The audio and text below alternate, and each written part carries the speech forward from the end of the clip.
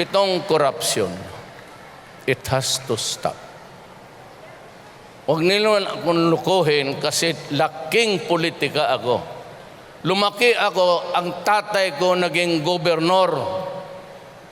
Isa pa doon yan, Region 11, malaki yan. Davao del Norte, del Sur, Oriental, Occidental, Davao City, Kumbalbali. Noong panahon ng tatay ko, iisa lang yan. Laking politika ako, lahat alam ko in and out. Ngayon, nung namatay ang tatay ko, pinaghati-hati nila yan. Yung Davao del Norte binigay sa mga banana kila Florendo. Yung Davao Oriental binigay kay Rabat. Yung basketball player, sawa si Edith Nakpil. Yung del Sur kila Danding, pati mga Almendras. Ang Davao City binigay ni Marcos kay Mayor Lopez kasi brad niya sa Sigmaro sa UP. Yan ang distribution ng Davao ngayon.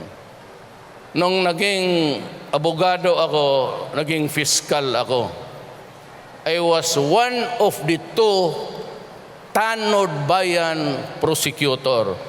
Wala pa si Core. Kay Marcos noon, there was an office of the Tanod Bayan, si Raul Gonzales. Dalawa lang kami sa Mindanao ang nagpo-prosecute na parang ombudsman.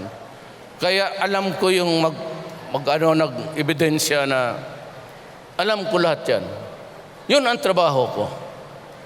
Nag-iikot ako ng mga malversation. Kaya alam ko by heart yan. Noong na-mayor ako, in 1988 naging mayor ako. 2016 na ngayon, mayor pa rin ako ng Davao. Kaya yan ang history ko. Kaya alam ko, so it has to stop. Sino yung taga-LTO dito? Kasi gusto kong purihin. Walang taga-LTO dito? Kasi pagkatapos ko ng puri sa'yo, suntukin kita. Alam mo bakit? Ako nagbayad para sa lisensya ko na plastic 1 year ago, pati yung plate number ko. Ewan ko kung anong nangyari.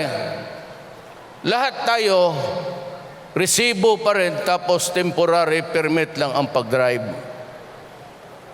At yung plate number, hanggang ngayon, wala. Matatapos na lang si Aquino. God. Matatapos na lang. Wala pa plate number.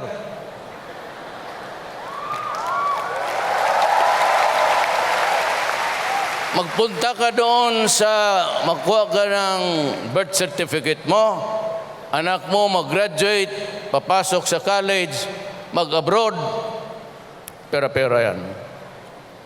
Kuha ka ng business permit, pangkaraniwang buhay ng Pilipino yan. Alam ko yan. Ayan, wala sa Davao. Papatayin talaga. Wala sa Davao yan. Sa Davao, permit, business, electrical permit, 3 days. After 3 days, hindi mo na ma-release yan. Gawin mo trabaho mo, after 3 days, lalabas yan. Pero dito na sa akin. Pag lumampas ka ng 3 days, kasi makikita ako may journal kailan pumasok eh. Pag sumobra ng 3 days, dito may bigay sa akin. Tatanungin kita, kasari mura yan. Bakit inabot ko lang?